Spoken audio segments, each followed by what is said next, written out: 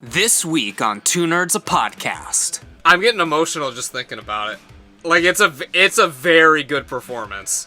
It's super fucking good. Yeah. And if anyone ever says Arnold Schwarzenegger is a bad actor, I never brought it up because I never even really thought about it until just now. But that's the movie that you have to show him. Sit here and fucking tell me this man can't fucking act. And also sit here and tell me that this is an easy role to play. It's not. Because like I said, all the nuances that he has to put on into it to convey these emotions convincingly while also remaining as a convincing fucking robot. That's ridiculous. Absolutely ridiculous. And with Godzilla, okay, we can at least assume that as a reptile, he has a retractable penis. Yes, we talk about this every time. Yes. It's safe to say. King Kong, as a primate, like one of our fucking Closest relatives, yeah. Closest relatives, should have a fully external genitalia. Of course. It's unacceptable. Unacceptable that we don't see King Kong's massive flailing genitalia. It should be present at all times. See, here's the thing. I can understand with 1933 Kong. We don't get to see the dick. The technology just wasn't there. Imagine doing the stop motion dick. It's impossible. There's no way that you can do the dick flopping around. You don't want to see King Kong's fucking doing the helicopter? Like, I would. No. You love to see it. The technology just wasn't there. Maybe King Kong is a vampire in this movie. What do you think of that theory? Well, the first time we see him, it's during the day and he is asleep. On the boat. I tell you this, brother. In order to stand a chance against Godzilla, he probably should be a vampire or something, because he's not. He's gonna need everything he can fucking get.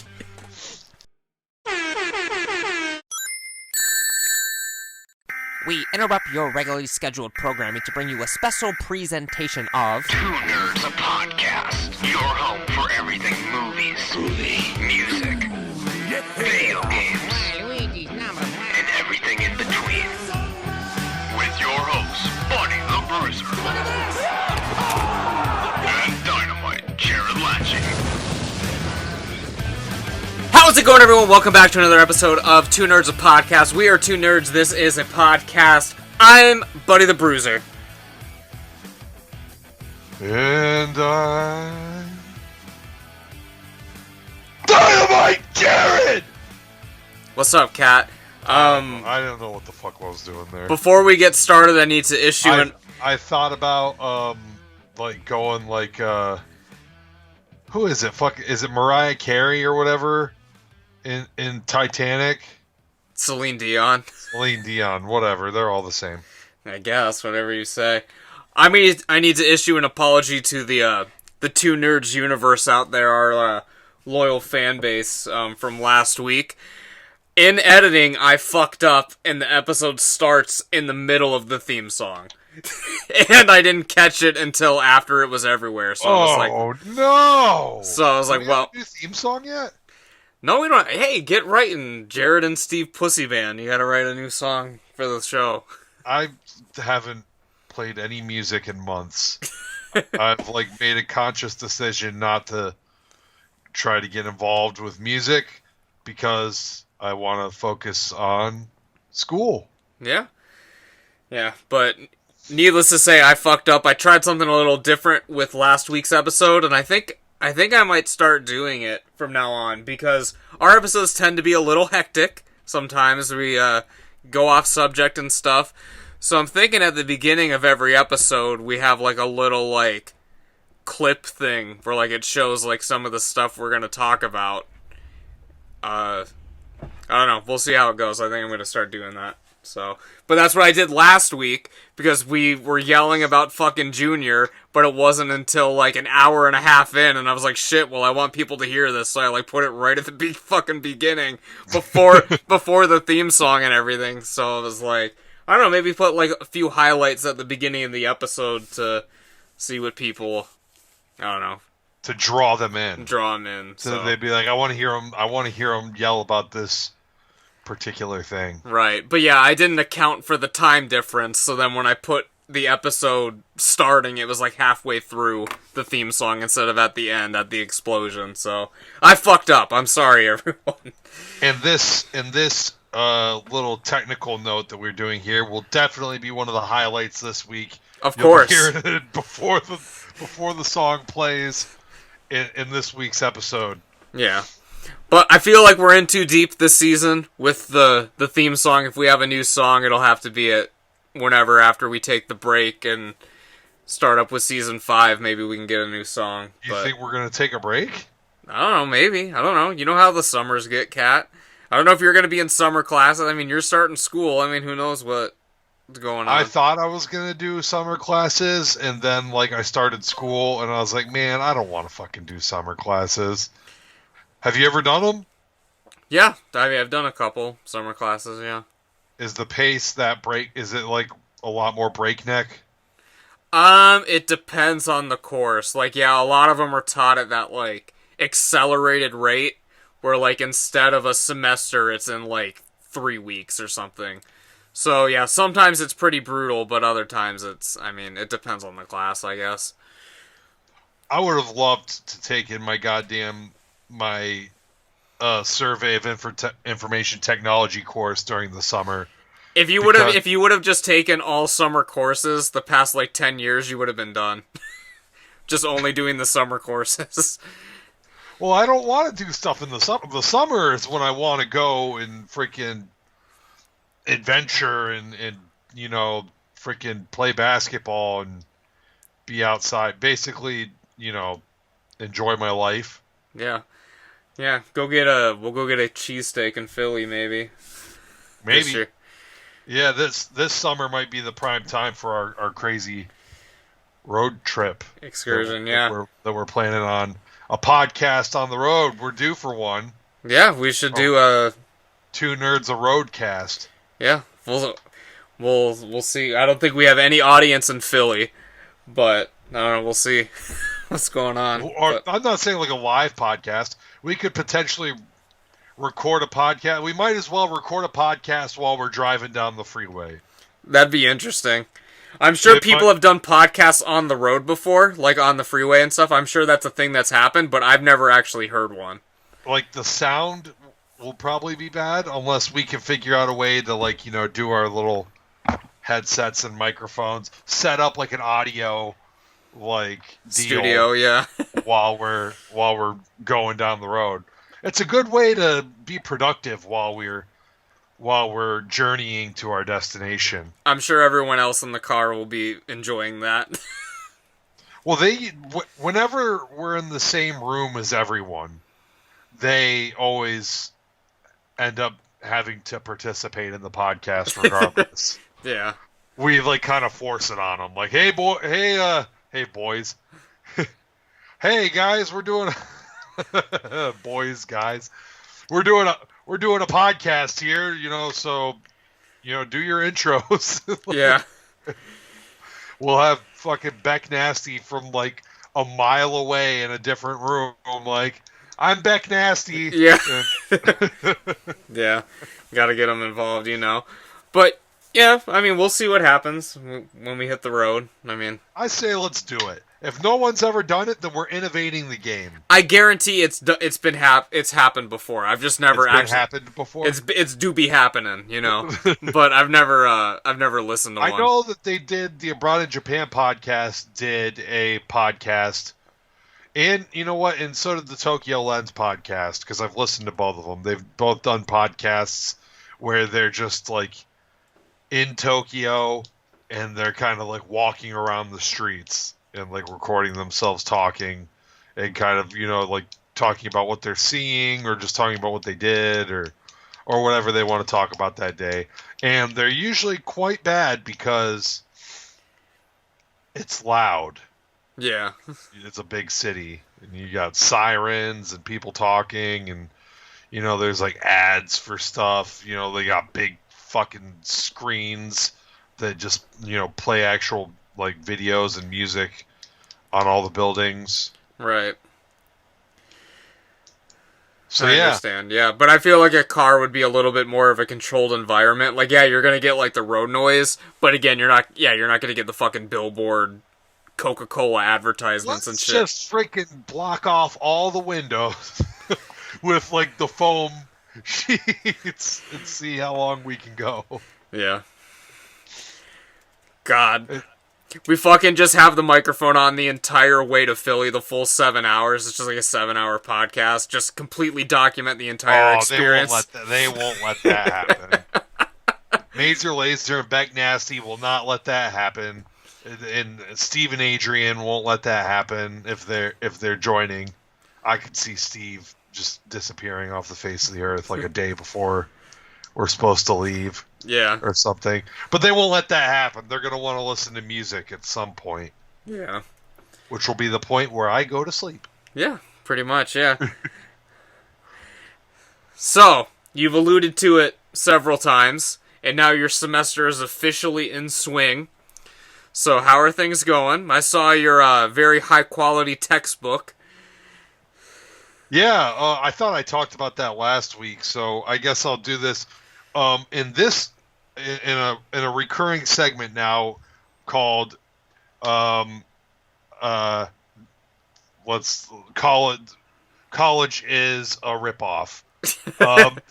This week in College is a Ripoff, or we'll say last week in College is a Ripoff, I spent $80 to rent a book. As people know, it's already a ripoff. The prices of some of these college textbooks, as you know, it's like a fucking, it's like a legendary thing. It's like it's money laundering. It's like, how do you even explain it? Like when you're growing up, you hear about it and everybody talks about it. It's just a thing that everybody just accepts for some reason. It's kind of like if you were buying a gallon of milk at the grocery store and it was like a certain grocery store and it's the same fucking milk as you get everywhere else, but they were like, oh, this one's $100 more. Yeah, pretty much. And you're like, oh, but I'm at this grocery store. By the way, it's like a Sam's Club. Yeah, you gotta pay for the membership. I'm already paying to be in this grocery store, but I will pay a premium also for the same fucking milk that everybody else buys at Walmart for about $2. I'm paying $100. So I rented this book for $80, which is ridiculous for a book on a rental, even for a rental for the theater experience. By the way, the book is awful. Like, well, duh. Look, I mean, what do you expect? I'm not saying that I was going to be like, man, I was looking forward. This is going to be a great read. What a thrilling experience. But I'm saying that, let's say, like, the first chapter is, oh, Jesus, 25,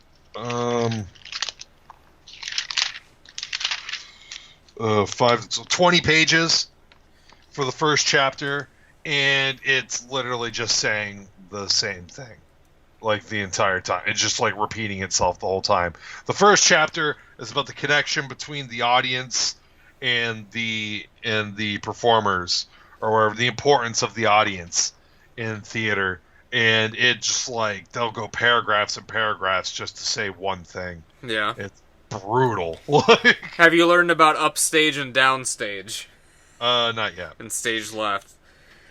I learned about that stuff in high school when I took drama class, but we're missing. We're not getting to the point here.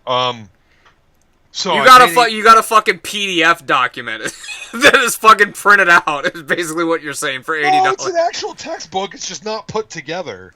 Like you can see here, maybe we're doing our cool backgrounds right now, so it's kind of thing. You can see it's like a nice, like what do they call it? Not hardback, but softcover. But it's a deconstructed book. It's completely deconstructed. It was just a stack of papers with 3 hole punches on the side. Yeah. And they shipped it to me like that. I've since bought the little binder rings, so now it's an actual book. the Kent State University will not be receiving my binder rings that I spent my hard-earned money on when I return this rental. They will receive the same stack of papers that was provided to you. Yeah. Yes. So, sorry to the next person that rents this book. You're going to get fucking ripped off. $80 is already a ripoff for any fucking book anywhere, but for a stack of papers, it's an absolute. This should be a crime. You'll learn this later on. Don't buy the fucking books. Well, I didn't buy any books. Well, no, that's what I'm saying. Like, you don't don't get any books, Kat. Don't rent them at all. I'm sure that exact book that you got, you can find it online for free. Well, I found it for $50 to buy off of like usedbooks.com or whatever the fuck it was. Yeah. So like that was better. I don't know. I mean, it came in handy for me when I took my exam last night because I was allowed to use the book for the exam. So there were a couple of questions there that I was like, okay, and I'm going through the pages, and then I was able to find them. And it buffed my exam score. I got 23 out of 25. There you go. I mean, I'm happy I got the book. Everybody's telling me not to buy the damn book. I'm taking formal logic, buddy. Now, at least they sent me a fucking hardcover, fucking badass book here. Wow, it's on Cengage, too. Great. Fantastic. So, but I'm taking formal logic, and you know my ass is going to be going through this book when I'm taking it. Oh, yeah. I feel like the theater one, you kind of fluff your way through, but formal logic is like, nah. No, I'm going to have to go through the book. So yeah, but that was last week in College is a Ripoff. This week in College is a Ripoff, the reason why we had to wait an hour, delayed production on this podcast for an hour, is because I was in the middle of doing some stuff for my Survey of Information Technology class. And what it was what did they call this? A lab or something? SAM? I don't know. It was something on the Cengage website. Cengage? I have no idea what you're talking about. It's like online books. Okay. You know what I mean?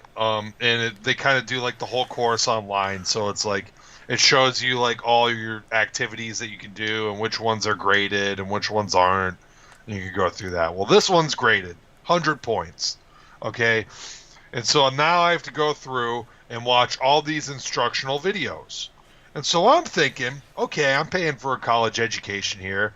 I'm going to get instructional videos from my instructor or someone that works at the school or something, custom premium instructional videos. Oh, fuck no. No. Tailored for people that pay for this class. No, they're YouTube videos. They're YouTubers. And it's so bad to the point where one of the videos ends with a minute-long advertisement for Audible. Like, one of the videos that they use in this was sponsored by Audible, and I had to listen to this guy give the whole spiel for Audible that I hear on every fucking podcast that I listen to every week. And I have to watch to the end of the video to access the questions, the review questions that are graded. That I have to. So you have to sit. Your college is making you sit through an ad, and I can't skip through it. I can't skip through it to the end. Like it literally, I can go back, but I can't like skip forward and ask and answer the questions. So yeah, I'm like every video, like these guys are plugging their channel. Make sure you hit that like button, and if you didn't dislike it, well, I guess that sucks, and leave a comment below, and all that stuff. And I'm like, Jesus fucking Christ, man. I could have literally went on YouTube and learned all this shit. And by the way, I didn't learn anything because most of these videos were like how to copy a file to a different drive. Right, but you just gotta fucking watch it. I understand.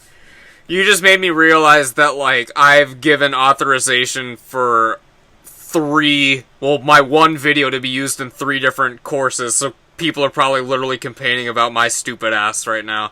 Were you sponsored by Audible? No, I didn't have any that sponsors. That was the one that really set me off. I was like, at first I was like, oh, good, the fucking YouTube videos, like, great. And then the guy, like, and like the 8th video I had to watch, because I had to watch 11 fucking videos. The 8th video, the guy was like, I'm like, okay, fine, because some of them were like a minute and a half, and I was like, all right, these are the good ones. You know what I mean? The good but ones. some of them were like 5 minutes, and I was like, oh, this is gonna be bad. Can you do them at like the × 2 speed, or you gotta watch it in real time? Because that might be a lifesaver. ×2 speed, but I didn't really look into it.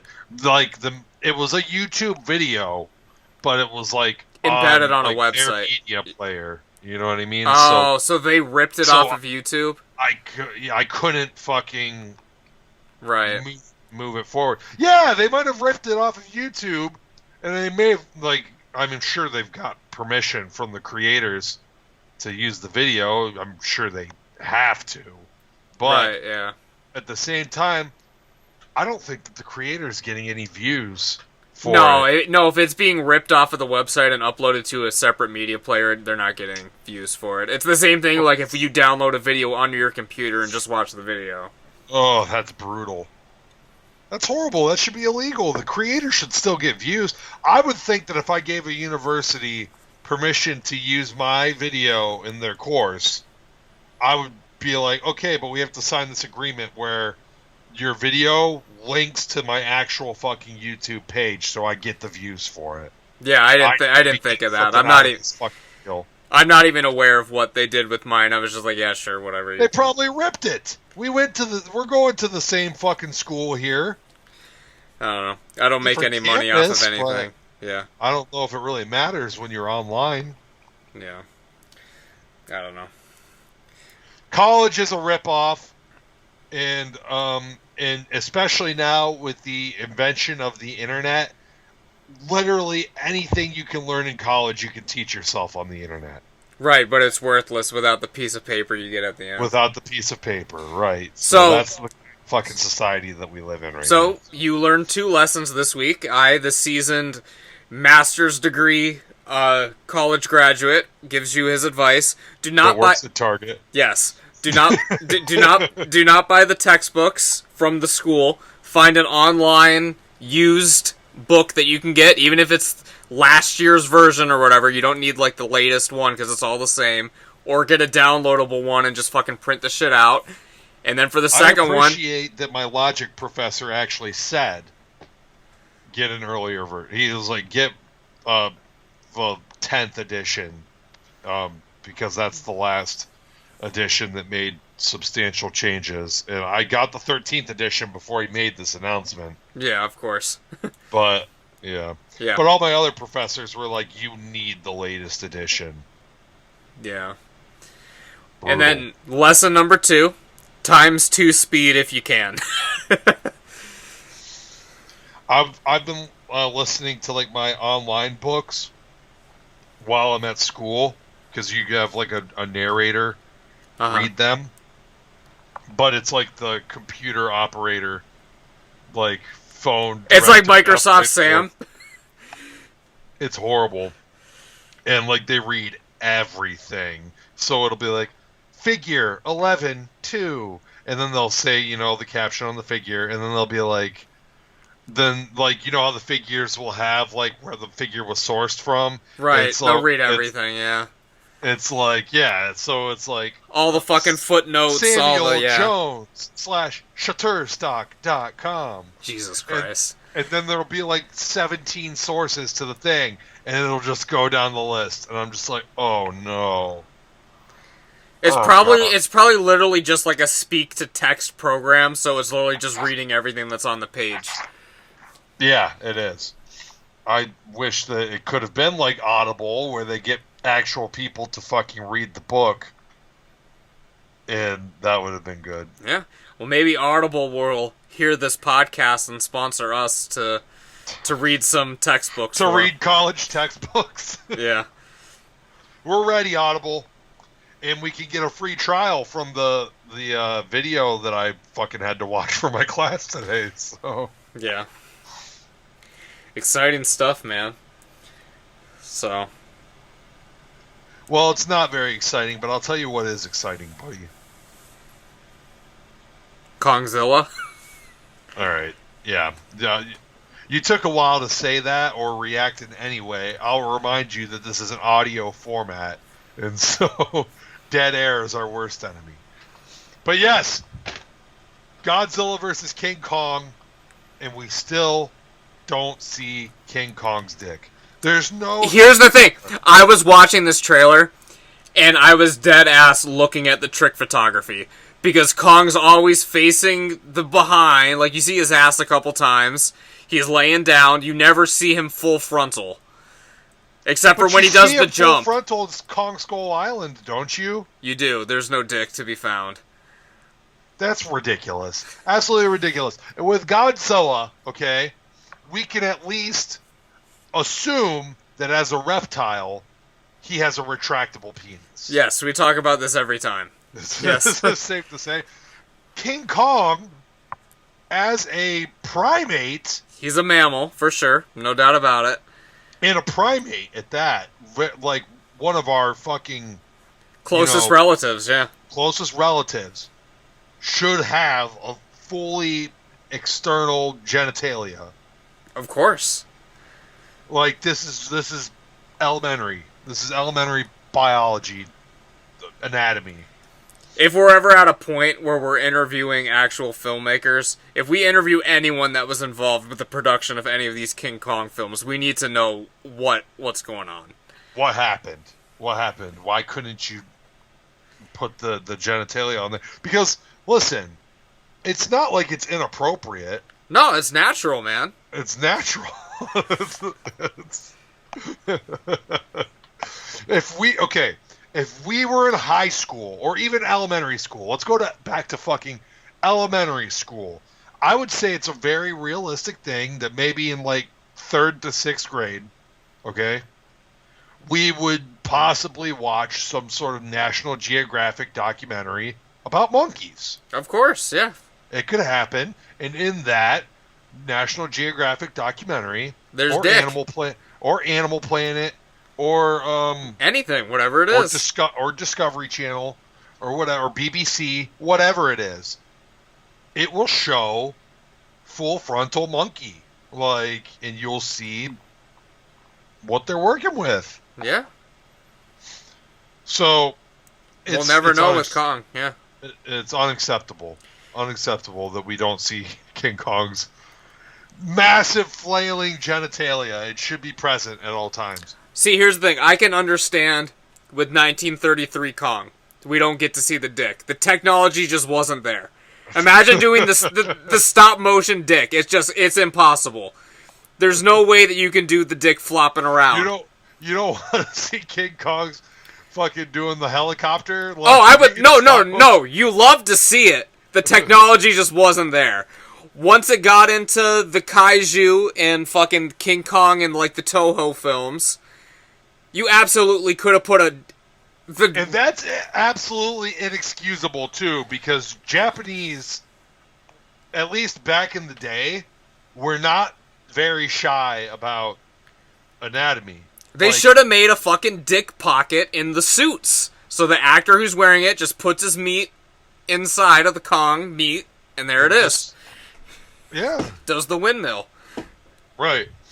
So that should have been the start of it right there, but it didn't happen. And since then, it's been horrible. I mean, we got the 70s and the 80s Kong, no dick to be found. That's still a person in a suit for the most part. And then Peter Jackson dropped the fucking ball. You would think the guy that did Dead Alive and freaking God, what's the other one? Bad Taste. Bad Taste, yeah. Would be the first one to be like, or would, if it hadn't happened yet, be the first one to be. Why hasn't anyone put Kong's dick on this thing? Yeah. At least his was like a more realistic looking ape.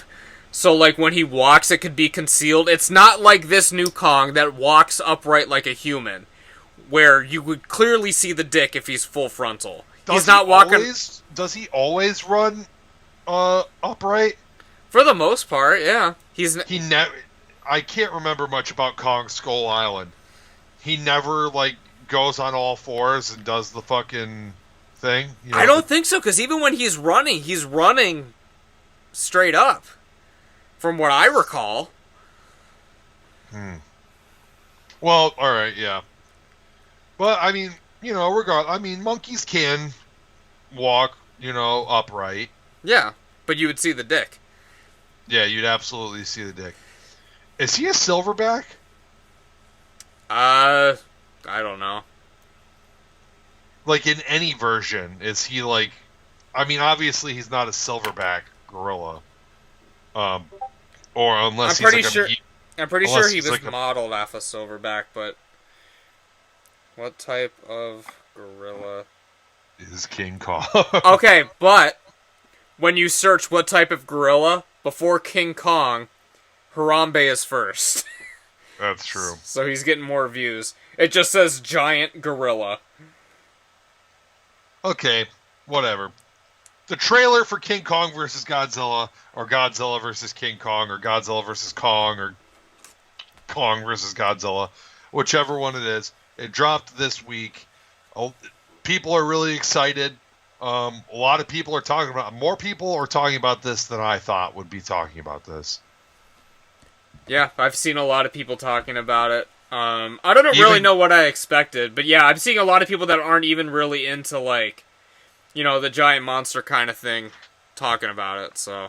Well, I guess maybe since it's been a pandemic and we haven't been getting a lot of new movies coming to theaters or anything like that, when you get something like this, it's kind of exciting for everyone. You know what I mean? Like, oh, wow, a new movie coming out that seems interesting. You know what I mean? Or just a new movie coming out, because it hasn't really happened. A clash of films, two of film's greatest icons. Yeah. For the second time in history. Yeah, and they pushed up the release, because it was supposed to be, like, later. They moved it to March, so. What's the reasoning for that? I don't know the reasoning. I don't know. Most things are getting pushed back. Yeah. And Kong vs. Godzilla was like, we're going to push it up. And that seems like a risk to me. Like, with COVID still very much going strong right now. Yeah. It does seem like less people will probably be. It might be because of HBO, because they're doing the whole release in theaters on HBO Max on the same day kind of thing. So maybe they have like some sort of contract with it that they want to do it while theaters aren't really open, because they'll get more money from streaming. I'm not really sure what the reasoning is on it, but Well, let me tell you for a fact right now. This is a theater movie. I'm going to see this in the theater. Yeah, it seems like it would be a waste at home. Yeah, why would you watch this on your fucking TV? I mean, I don't know. At my house, I got the big TV. If I were to watch it at home, I'd probably invest. Everybody has big TVs now. The main thing is the sound. The for me. sound and just how big. You don't have a fucking theater-sized screen on your thing. And when I've been seeing like these legendary Godzilla and the legendary Kong film, Skull Island and stuff, when you see it in theaters, it gives you more of an appreciation of the scale of the monsters in it. At least to me, when you see the for sure, massive shot of Godzilla, you're like, whoa, he's fucking big. Yeah. I tend to prefer to watch all movies in theaters, but especially like stuff like this.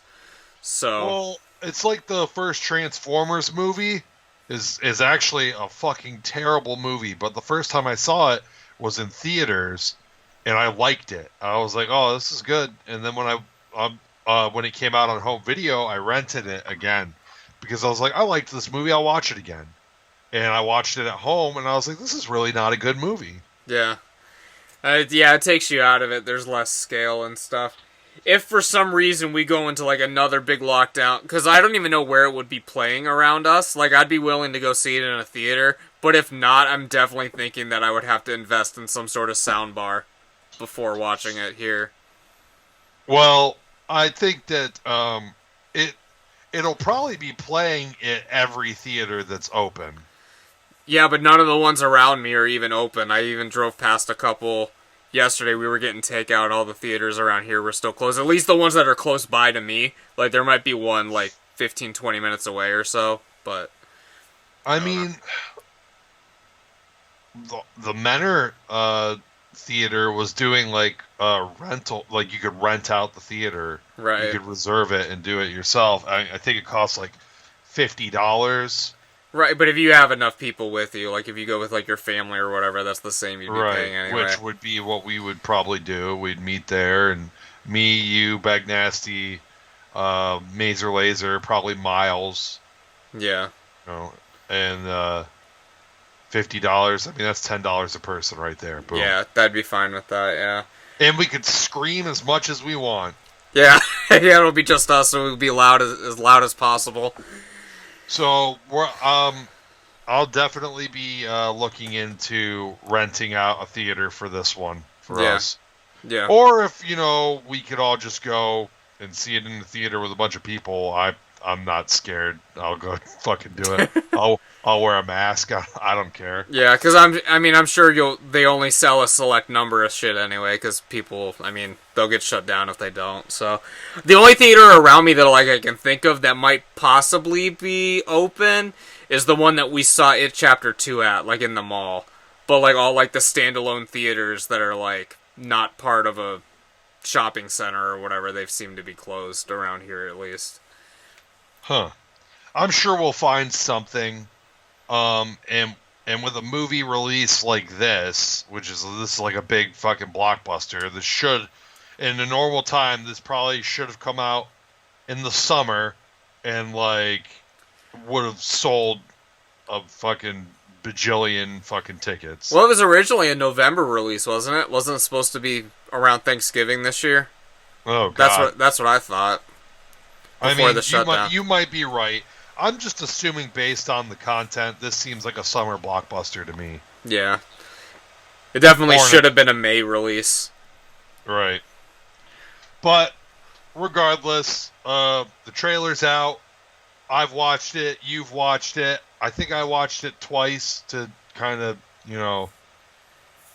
try to, like, reobserve a couple of things. But, I didn't really pick up that much. A lot of theories are stirring around on the internet. Oh yeah, I've heard a few theories. I have a couple takeaways from the trailer and stuff, and And then there's a meme. There's a new meme out based on it. I don't understand the significance. I have not seen the meme. If you would like to enlighten me. The Save Mothra meme? Haven't seen it. Well, I had to look it up on YouTube. It's actually an old meme, but people have been doing it a little bit more recently. And it's mostly like comic strips it'll either be like Godzilla about to kill Kong or Kong about to kill Godzilla. I think most of them are Godzilla because he is Godzilla, the king of monsters, and God is in his name. And it usually goes with the caption of something along the lines of like, "You're no god, you were never even a king," and then it'll show like Kong saying, "Save Mothra," and then Godzilla just says, "Why are you saying that name?" What does it mean? And I had no idea what it meant. It's actually a play off of Batman, Superman, Dawn of Justice. Okay. When Batman's about to kill Superman, he gives him a spiel about you're no god, you're not even human. And then Superman says they're killing something like save Martha, or they're killing Martha, or something like that. And Batman's like, "What are you saying? Why are you saying that name?" Batman's reacting because Superman's like mom or whatever his name is, Martha, they're gonna kill her, and Batman's mom is named also Martha Wayne. Huh. So Batman's reacting. He has no idea what he's talking about. Superman's just saying Martha, and that reminds Batman of Martha Wayne. Why are you saying that name? I don't know why they've put these fucking things together, but I've seen a couple people post it, It's a terrible meme, but there it is. I've seen people posting about it. Huh. I've not seen those. I've only just seen like the funny images of Kong and stuff, and it's like, well, you retweeted the one that my friend put up where it's just like when I'm in bed and my phone brightness is up and it's just Kong. Kong with the close up of his face when he's Yeah. What is he doing? Like he catches Godzilla's Atomic breath and fucking atomic breath. slams it back into him. What does he catch it with? His bare hands. No, he's holding something. Is he? We're gonna have to. I'm gonna have to refer back to this trailer. I'm pretty sure he just fucking palmed it. No, he's holding something in his hand. I will bet my bottom dollar. So here we go. We're moving back into the Godzilla vs. King Kong trailer. Godzilla vs. Kong. I'm at the end. Oh, it looks like he does have something.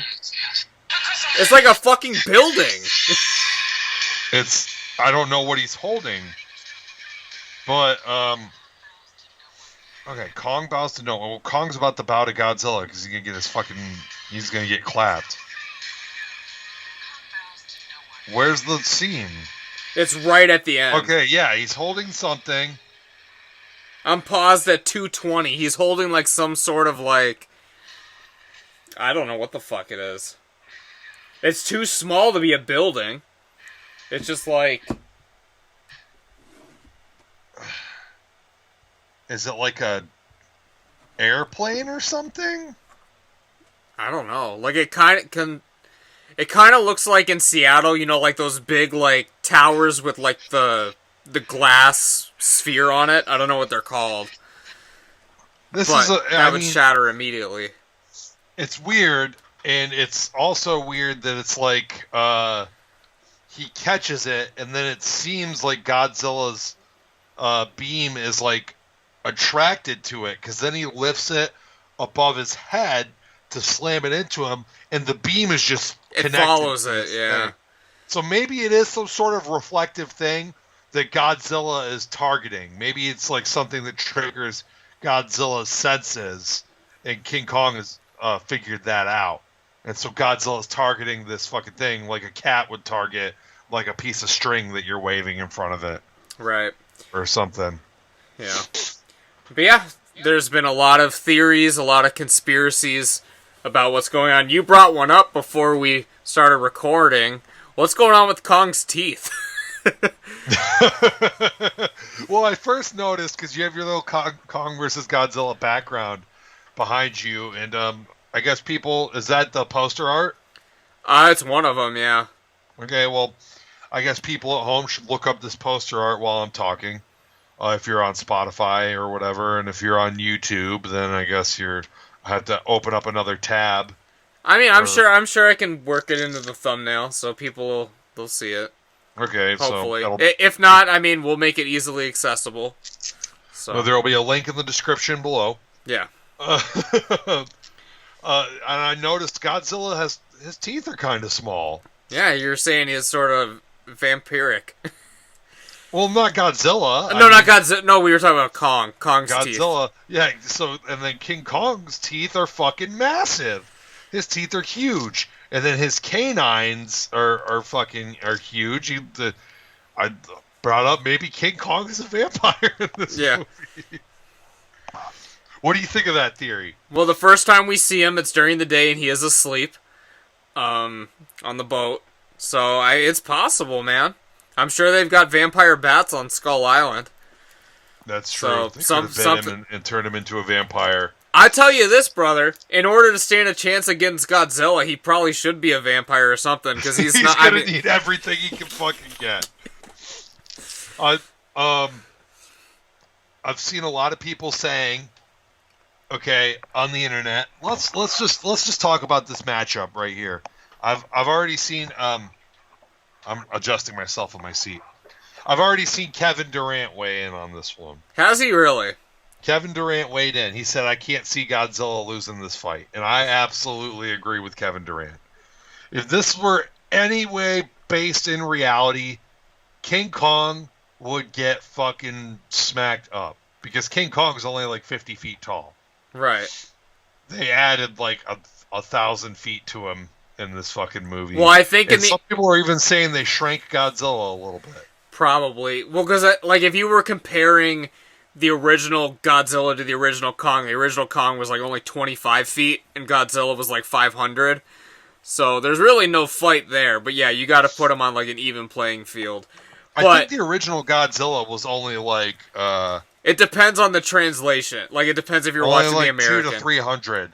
I know that in the American thing, the original American poster, it always said 400 feet, but that was like an over a translation error. Yeah, maybe they just they're just over exaggerating its height.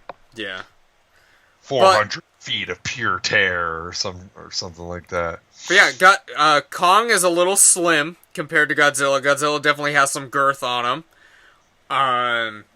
Let's just get to the point here. Godzilla has powers. It's true. He's a radioactive fucking monster, dinosaur, lizard, whatever it is. He's the king of all monsters, and he didn't get that fucking title from being a little bitch and getting his ass kicked all the time. Here's the thing, compared to the monsters he fought in King of Monsters, Kong would get their ass handed to him by any of those. King Ghidorah would beat the fucking piss out of King Kong.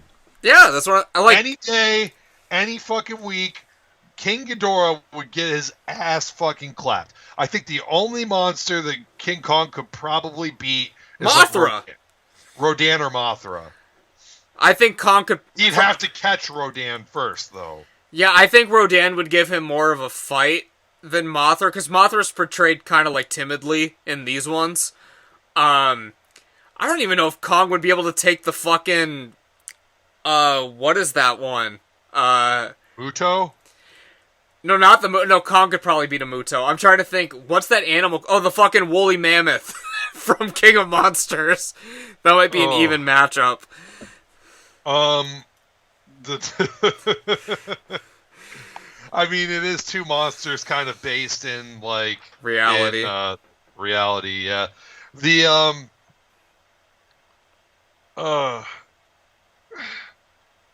the Mutos beat up Godzilla, though, in the first movie? Not until they teamed up.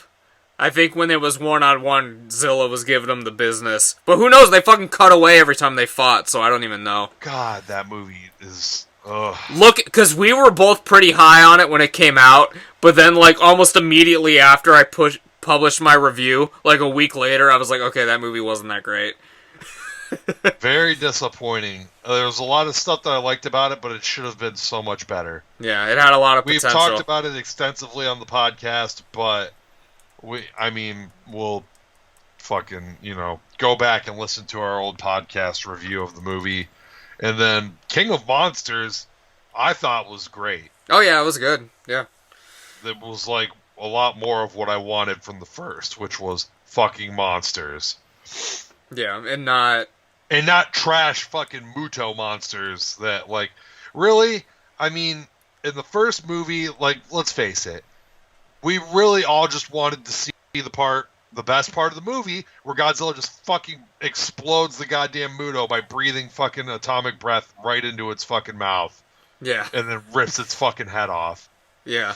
That's the best part of the whole movie, because that's all we've wanted to see the whole fucking movie. Yeah. But most of it is fucking the military guy, like, running around on fucking trains and shit. So do you think Kong could beat the Muto? One-on-one, yeah. I mean, I don't know if when they combine or when they're 2-on-2, maybe. I don't know. I think we're being a little harsh to Kong. I think Kong would be able to take most people. The only thing we've seen Kong fight thus far is the military. Those fucking worm monsters or whatever. Oh, yeah. From the worm monsters from Kong Skull Island. And let's be very clear here. Those fucking things would have gotten butt-fucked by Godzilla in, like, no time at all. That's true, yeah. But a lot of people in comments that I've seen are saying that Godzilla could only beat King Kong in his critical mass form. Maybe, I don't know. Do you want to know my conspiracy theory? And a lot of people have been... You think that Godzilla could only beat him in that form? No, Godzilla... Well, here's my conspiracy. I don't even think Godzilla's in the fucking trailer. You think it's Mecha Godzilla the whole time? I don't think it's Godzilla, man. I would be surprised if King Kong and Godzilla actually fight in this movie. You think? I don't... Hey, the first thing they say is fucking, oh, Godzilla's evil or whatever. It's like, okay, well, that's not fucking Godzilla. They don't say Godzilla's evil. They never say that. They say Godzilla's attacking and hurting people, and we don't know why. Because it ain't him. That ain't it, Chief. He's still underground. Godzilla's hurt... First off, Godzilla's hurt a fucking trillion zillion people. Okay? Nobody made it... a lot of people didn't make it out of that first Godzilla movie. Nah, he was a force of nature. They're destroying this, and they say that in the movie. They're just That's why I think it is Godzilla. But I also think that there's, I think that, it's Monarch is pretty much the evil organization, right? Yeah. The eco-terrorists or whatever, they want to give, what's the thing they want to give the Earth back to the fucking, the monsters? Yeah. Well, I think that Monarch is doing something to drive Godzilla. It's pissing Godzilla off. Some type of mind control, maybe some kind of radio wave that's really making him fucking mad, and he's just going berserk on everything. Or, they've been, maybe they've taken one of his fucking monster buddies, and he's pissed and he's looking for him, and he's on a rampage. Something, anything. If they took Mothra, which Mothra's dead right now, I guess they could find a way to bring Mothra back. But, or maybe Mothra has eggs we didn't know about. I mean, there's a bunch of shit, you know. Right. But if they had taken Mothra in King of Monsters, Godzilla probably would have went fucking ballistic. Because that's exactly what he did when Mothra died, when King Ghidorah killed Mothra. He went fucking apeshit. So, I mean, it could be any of those things. And they also state that there was a war that never ended or whatever. And it's insinuated in the trailer that basically that King Kong and Godzilla fucking had a war back in the ancient times. Yeah. So that they already fucking hate each other. Yeah, it's insinuated that, yeah. But I don't know, man. We'll see. I mean, I've heard the Mechagodzilla rumors, and I mean, we saw I don't think that Mechagodzilla is going to be in this movie. There's got to be something, man, because we saw the post-credits scene in the fucking... Yeah, that was Ghidorah's head, not anything to do with Godzilla. But if we're... Because I'm thinking back to the 80s Godzilla, because the Super Mecha Ghidorah or whatever, that was the Mechagodzilla head, right? They, used the parts to rebuild Ghidorah. Right. I think that it's just going to cut... I mean, you don't have to do that. You can just cut... I think that it's going to cut to Mecha Ghidorah. Because I know for a fact that there's not going to be a clear winner in this fight. No. Between Godzilla and King Kong. They're going to team up against a greater threat. And that greater threat is going to be Mecha King Ghidorah. And this will be a different version of Mecha Ghidorah because they only recovered one head. The original Mecha Ghidorah only has one mechanical head, and the other two are the original heads. What? No, I was going to say, what kind of twist would it be if the head that was saved was the stupid head? Oh, that would be fantastic. I would love that. But it won't be. No, it's gonna be the main one, the one in the middle, and then the two mechas on the side instead of the opposite from the 80s one. Right. So they're gonna team up to fight Mecha Ghidorah, and that's gonna be the end of the movie. In the end, they're gonna nod and go their separate ways, and then that's it. They're both gonna fucking roar. They're gonna fucking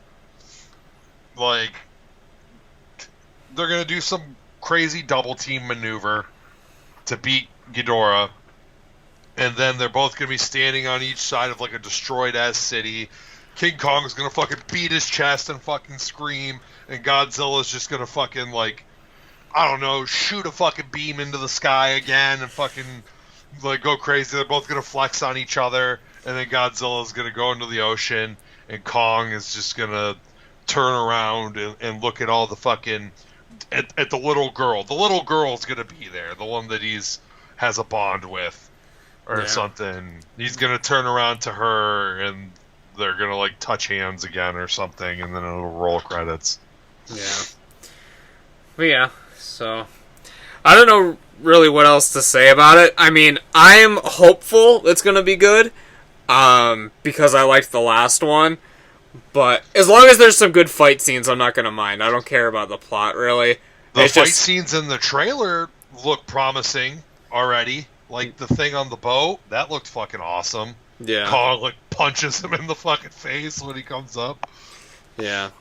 But I don't know. I don't have high hopes for the story. I have high hopes for the action scenes because I do not like this director. He made one good film, so I don't know. We'll see. Who's the director? Adam Wingard. Oh fuck you! What's your movie you like by him? You're next. Right, and you didn't like The Guest? The Guest is garbage. Death Note's You garbage. Trash! Oh my god, that movie's so good. The Guest is one of the most cliched films I've ever witnessed in my entire life. Oh, it's so fucking good, buddy. You're wrong.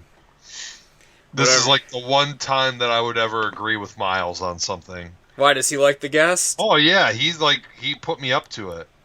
It's fucking trash, dude. No, you're stupid. Whatever you say. Trash? It's trash. Trash? No, stop. How is it trash? How cliched is that film? You know a million miles away that dude's not in the military. He's a fucking psychopath. Who cares? You can Who see. fucking cares? You know a million miles away in the first Terminator movie that Arnold Schwarzenegger is a fucking robot. There's no suspense. There's a ton of suspense. You're trash. You can see the ending's coming. I don't remember enough of the movie to argue exact points of the plot or anything because I watched it a long time ago. But I remember enjoying it a lot. I remember there being a lot of suspense and tension and all that stuff. So you're wrong. You can see the ending coming a mile away. You were in a certain mindset when you were watching that movie. I guess you were like, for some reason, watching this movie expecting it to be like a fucking revolutionary, completely unique film, and that's not at all why I went in to watch The fucking Guest. No, I had no expectations, but then it was over, and I was like, all right. I mean, it was not very good. It's a love letter to fucking like 80s thrillers, kind of like Terminator. There's like a lot of homages to that, so I don't know. At the very end, you think he's dead or whatever, and I'm literally thinking, okay, he's gonna come out in the fucking firefighter disguise. Who fucking cares? You can't call out The Guest for shit like that, and then not call out something like Halloween 2018 or fucking any slasher movie that's come out since Halloween 1. Yeah, but those are good. No, stop. Your argument is not anything other than like it's all been done before. Okay, it's all been done before, but that's like the case for like 99.9% of movies now. Right. And some are done again well, and some are done again not well. And The Guest is done well. It's fine. There's no problem with the like direction or the cinematography or the acting. Or the story or anything. It's all good. I don't know. Whatever you say. Well, listen, I mean, I haven't watched it because I watched it last year, so trash is harsh. That is harsh. Okay, I'll just say it's bland. All right. In March, we're rewatching The Guest. We're revisiting The Guest. Oh God. What else has he done? He did the Death Note fucking movie, right? That is trash. I didn't watch it. I accepted that it was going to be trash before it even came out. And he did Blair Witch. This dude has a track record of trash. Blair Witch is awful. That's one of the least scary movies I've ever seen in my entire life. Yeah, so, I don't know. I'm excited for the action scenes. He does look like a fucking simp. Oh, yeah. I will say that. Alright, so, Homesick, never seen... Alright, You're Next and The Guest. I like both of those. And then Death Note and Blair Witch. So, based on stuff that I've either, prejudged or... So you're about 50-50, because you like... 50-50. Yeah, because you like two, and then you hate one, and then you have an assumption you're going to hate the other. So I know I'm going to hate the other. I've read the Death Note manga. I've seen the Death Note live-action movies that were made in Japan, and those were actually good. Yeah. In the Death Note American one, I just know enough about it that they fucking basically have changed everything, and it's just not good. Yeah, those are on my list, the Japanese Death Note live actions. I own them both, but I haven't had a chance to watch either. There's 3. Yeah, because there's the one that came out way later, but I'm talking about the 2 that were back to back. Yeah. They're good, and the ending is better than the manga ending. I would hope. Did you read the entire manga, or did you stop? I read the entire manga my senior year of high school. I've never watched the anime. I watched the first episode of the anime, and when I realized that they didn't really change much or add anything to the manga, I was like, there's no reason for me to watch this. From what I've heard, it follows it pretty much exactly the same. Because they did it, after it was already done, so, there wasn't really the need to put in, filler or anything. It's literally just what you read in the manga, so... I've heard the manga is not that great, actually, at least, the artwork of it, because it stays in the panels the entire time. It's not just creative, I guess. That's what I've heard. I haven't read the manga. I thought the art was fantastic, and even looking back on it, I think that it's just really good. I mean, it's manga art, but I thought the Death Note... Not necessarily the artwork. Had, a level of detail to the art that... I don't want to say all manga doesn't have... I think that it's a step above your average manga in terms of detail in the art. I like the style of the guy. Well, not necessarily the character work and the art style, but just the fact that it stays in the panels. There's not any it's very standard layouts for everything. There's not much dynamic fucking layouts and stuff shit going on. Yeah, I mean, think about the fucking plot of the manga. Well, yeah, it's very well written. It's not more about fucking action based, crazy fucking fight scenes and shit manga. It's very dialogue driven and just whatever. I don't know. That's not something. First off, that's not something I ever notice when I read any comics. Really, is the panel layout or anything. I'm very much in it for the the plot and the just the art within the panels. I don't really give a fuck if someone's breaking out of a fucking panel or if Goku destroys the panel, which some power scalers consider one of the fucking most powerful feats in all of fucking comics and manga of all time. Destroying the panel. Yeah. Yeah. I've seen Geekdom reference it and talk about how insane of a feat it is. They basically broke his own dimension or whatever. Jesus Christ. Dude, it's a gag. I don't know. So, I don't know. Whatever. Death Note manga was great. I was hooked on it when I was in high school, and I didn't feel the need to watch the anime because it wasn't going to add anything to it for me. Yeah, it's worth a watch, at least until the first 2 seasons. You can skip the third, but I don't know. If you ever are curious about it, I mean, it's well voice acted. I mean, everything's good about it. It's just it doesn't add anything new, Maybe I'll watch it someday to just kind of refresh the plot in my mind, because there's a lot of shit that happens and I don't remember it all clearly. I just remember the big key factors. Yeah. Yeah, but it's very good. I enjoy the anime a lot, so. Yeah, watch Yu Yu Hakusho, you fucking cuck. I know.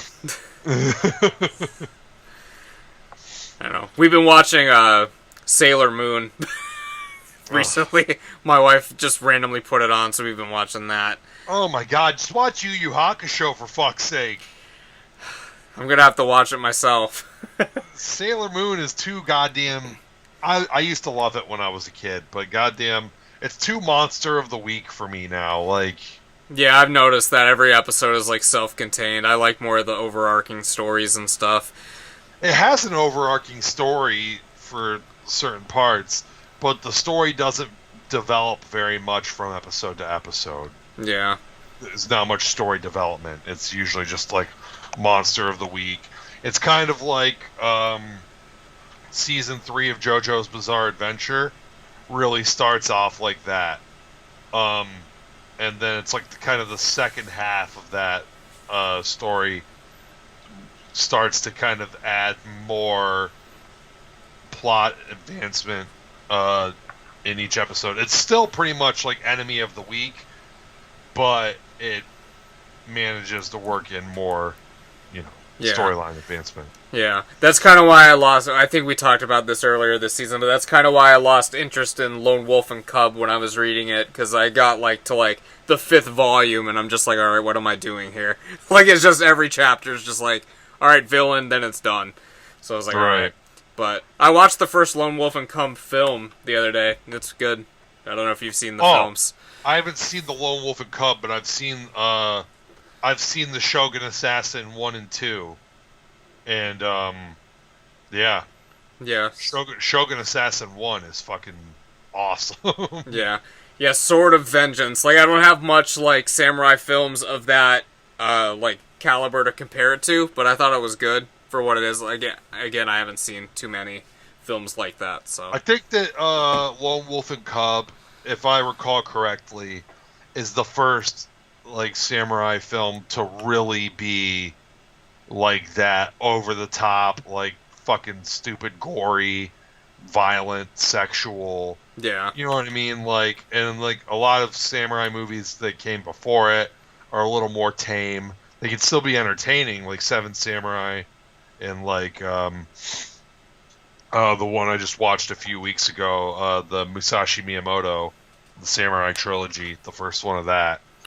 It was fun, but there's not a lot of blood. Yeah, there's some gore in this. Oh yeah, that's what I'm saying. The goddamn Lone Wolf and Cub is gory as fuck. I think it popularized that, and I think from the 80s onwards really started a lot of really gory, violent, super violent samurai movies. Yeah. But yeah, excited to watch anime. Excited to... From the 70s forward, I'm sorry. Yeah. Lone Wolf and Cub is the 70s. Yeah.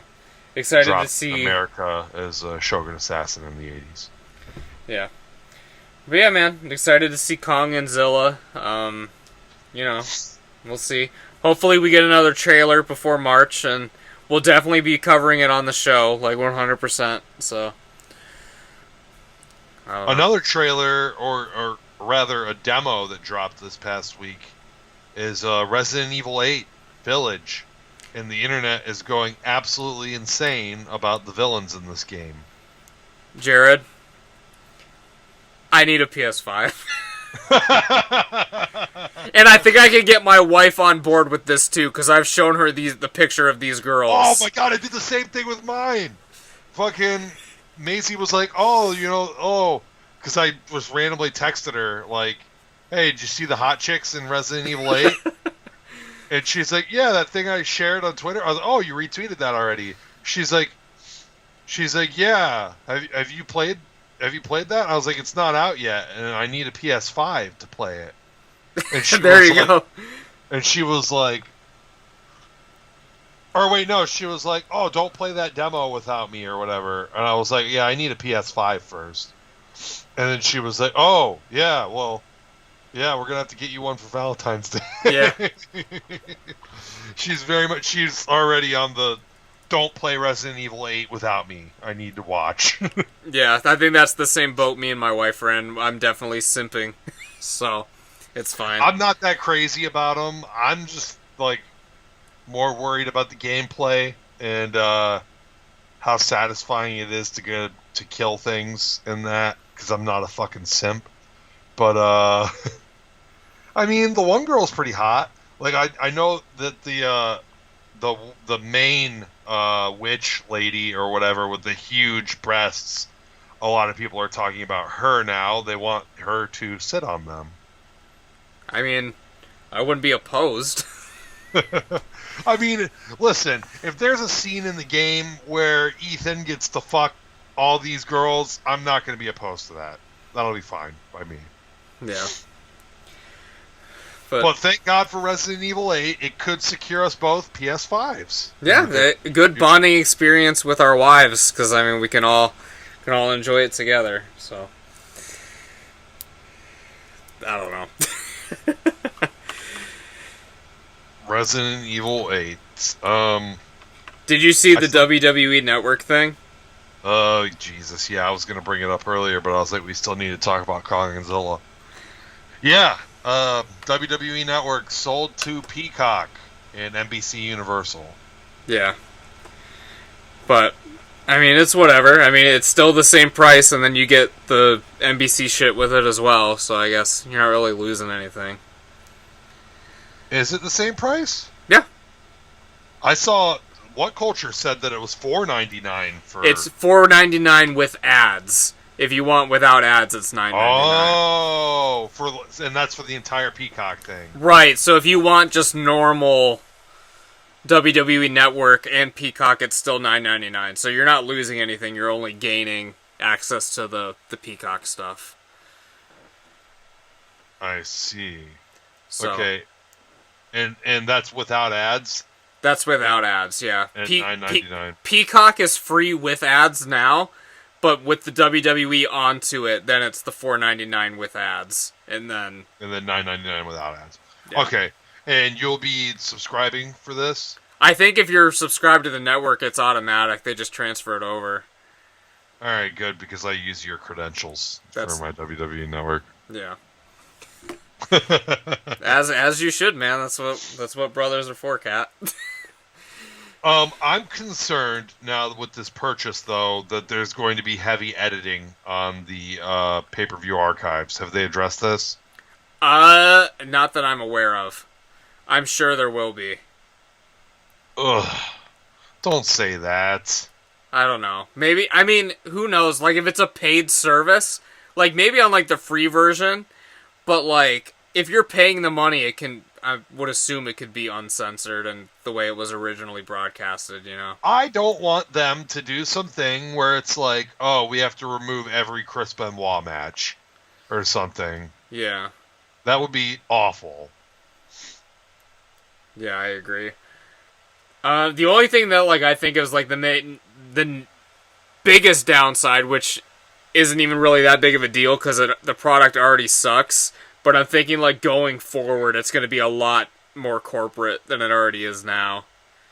Oh, who cares? I don't watch fucking WWE. We're going to watch the Royal Rumble, and I'll watch WrestleMania, and then I'll go back to not watching anything. Yeah. Maybe come back for SummerSlam or whatever if there's, like, a match that seems good, because let's face it, that's the most they could possibly eke out, it seems like, these days. Did we watch SummerSlam together last year? I can't remember. I know you came over for something. I don't know if it was for SummerSlam or what. You and Maisie were over. Was it Survivor Series? No, Survivor Series I watched by myself and fell asleep. So it might have been SummerSlam then. God. It's all a blur. I remember being at your house, but I don't remember what pay-per-view it was. It must have been SummerSlam, because Miles came over to watch Extreme Rules before that, and you're like, I'm not fucking coming out for Extreme Rules, but you came out for SummerSlam. Right. Yeah, so, WWE Network move. Hopefully they don't change anything, because the WWE Network as a product is like, for all the bad things that I'd say about WWE Network, or WWE Network is like one of the best streaming services ever. That's like so fucking good. Yeah, I mean, it's all, as a wrestling fan, it's really all you can ask for, like the archive of everything ever, pretty much. So, And not even just WWE, but multiple other companies too. right, everything they've Smoky bought. Mountain Wrestling's on there, and goddamn Evolve, I think, is on there now. Evolve, Progress. And then I mean they got like the WCW, like just that. If you would have just said, okay, WWE and WCW, I would have been like, holy shit, this is worth it.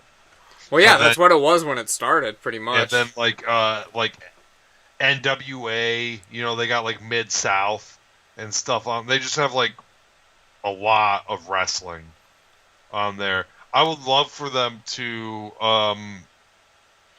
go, like, because they've been trying to move into Japan for a long time. I think it'll be tough because of the kind of like the pride and the, you know, like, I'll call it stubbornness, but that's probably not the right term, of like a Japanese businessman. I would like for them to go there, and I'm not expecting anything with New Japan, but if they could strike up something where they could get access to like the All Japan or some other big Japanese company's library and put that on the WWE network, that would be amazing. Yeah. Yeah, I agree. So, I don't know. That's a hot take, buddy. You agree? Yeah, I agree. Yeah. All right. But, as you know, we're about an hour 15 into this, and it's still Janu Arnold. It is. And we didn't watch a movie this week, because we're only watching 4 Stallone movies, so 4 Arnold movies as well. But we're doing a kind of a retrospective. Of sorts, yeah. Yeah. We're doing our new gimmick on the show, which is going to be reacting to lists. Because I feel like, I mean, we're not the most knowledgeable to give like an Arnold retrospective. We're not a fucking history book. I mean, we have plenty of episodes that have come out where we talk about how much we fucking love Arnold, and we're not Arnold historians. We've frequently relied on Arnold Schwarzenegger's Wikipedia in mid-episode to get our information. Yeah, and we're also not gonna sit here and fucking suck off Terminator for an hour, because, I mean, what's the point? So, but we found a list from Vulture. We haven't looked at the list yet, but the title intrigued us, because we were thinking, you know, there's so many lists out there that are just like, oh, the top 10 best Arnold films, top 10 worst Arnold films, but what we've discussed every week is that Arnold can be an underrated actor at times. In Junior, we agreed he was awful. But so the list we're going to be looking at is from Vulture, as I said, from November 5th, 2019, every Arnold Schwarzenegger movie performance ranked. So not the quality of the film per se, but the quality of Arnold in the film. Correct. So I have not looked at this list, neither of you. And we're just going to take a look at it right here. The first line says, "Never underestimate Arnold Strong."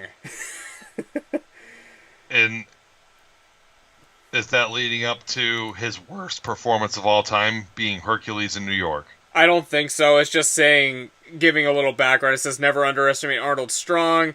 When bodybuilder Arnold Schwarzenegger plotted his move to Hollywood to become an actor.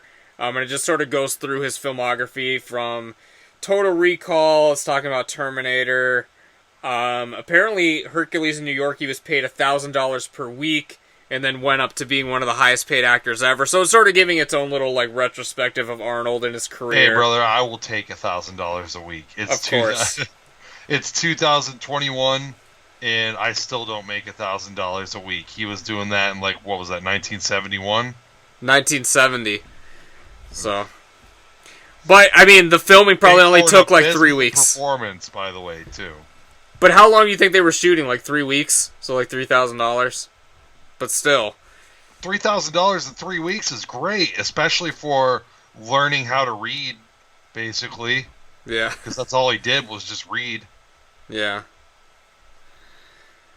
But yeah, so there were... his performance in that movie is like in high school in English class when you would fucking when we would do a read of a play.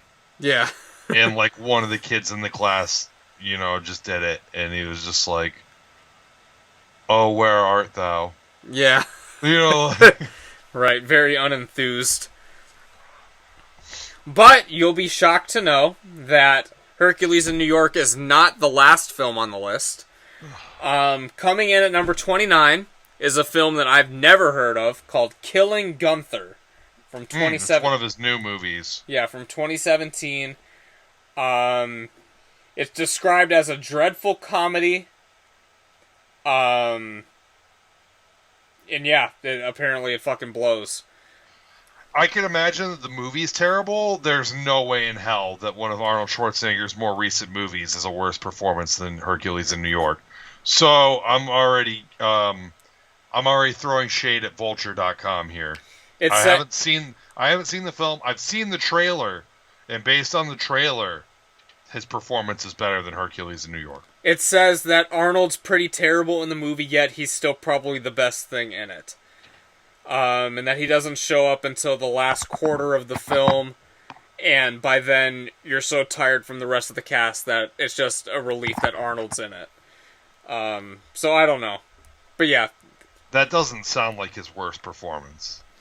It sounds like he single-handedly put the movie on his back, and he just wasn't enough to carry it because it's fucking awful. That is how they're making it sound. I haven't seen it, obviously, but that is how they're making it sound. For number 28, no surprises here. This is a horrible Arnold. Actually, I kind of like this performance because it's hilarious. But Batman and Robin is coming in at number 28 for Mr. Freeze. There's no way it's worse than... What is their criteria here? There's no way it's worse than Hercules in New York. There's no way. Because in Hercules in New York, he absolutely refuses to emote, like, at all. And in Batman and Robin, I would say he's in the prime of his career, and though it's not a convincing performance, neither is anybody else in that movie, because that's the way it was directed. It was directed to be an over-the-top fucking cartoon comic strip of a movie. George Clooney's in this fucking movie, and he's a great actor, and he does terrible in the movie. Yeah. Based on, like, dramatic standards. Based on, like, goofy, overacting, fucking cheesy standards. I don't think it's a bad performance. Because, like, the whole film is a fucking spoof. Like, I don't think anything's a bad performance. It's supposed to be shitty, but it just takes it way too far. Yeah. So I disagree with this list in both entries already. Yeah, this list is garbage already. I scrolled back up to the top to see if they put any criteria, and it says that their ground rules is that they didn't include pumping iron and stuff that he's a very minor character in. But other than that, it says everything else is like fair game, but it doesn't say what they're like grading him on. Okay, let's move on. But maybe we can figure it out as we proceed. It seems to me like they're grading it on what they think of the movie at this point. In which case, Batman and Robin is still higher on this list than fucking Maggie. Yeah. For number 27, it's Red Sonja. It says he's barely in this film. And he plays like a Conan ripoff, basically.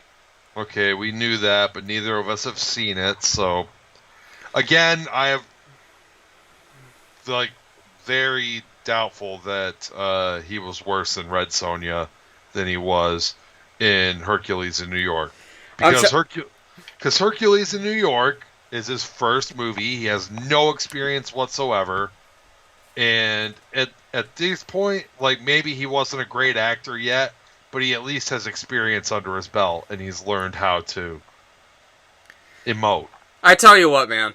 I don't think Hercules in New York is that bad of a performance, because Hercules doesn't know how to react in the human world. He doesn't know how to be around humans. So when he's showing up, he's like, "Oh, you struck Hercules." No, stop. It's not. The moment that I decided that it was a bad performance was his very first line in the movie, where he's talking to Zeus, who fucking knows how to emote, and everyone in fucking Olympus knows what the fuck they're doing and can act to some degree, but not Arnold. He's just monotone, emotionless, and just completely dull. The only thing that he's got going for him in that movie is that he is Arnold Schwarzenegger, and he just has that fucking charisma that he has in every movie that he's in that makes it watchable for some reason. I'm curious to where they put it on this list, because I can see the next couple entries and it hasn't happened yet, so...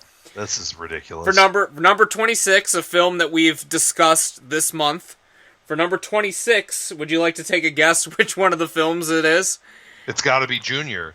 So out of the 3 films we watched, well, because we decided Hercules in New York is not this number, we watched Collateral Damage, End of Days, and Junior. So you're saying Junior was the worst one? For performance-wise, yes.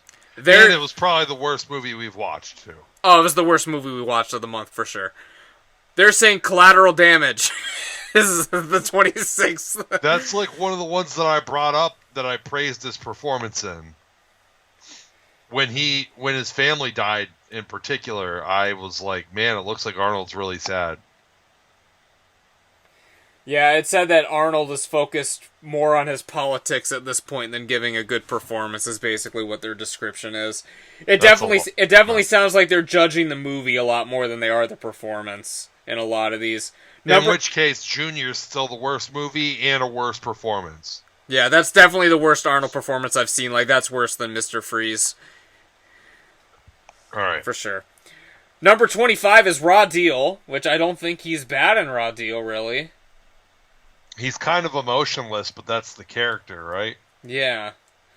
I don't remember much from it, because it's kind of a dull Arnold movie, but I didn't remember his performance being offensively bad or anything, and again, it's got to be better than Hercules in New York. Number 24 is The Sixth Day, which I've also not seen. Yeah, we haven't seen it, so we have no criteria to judge it on. Yeah, apparently it's... Other than the fact that he's at the height of his powers when he made it.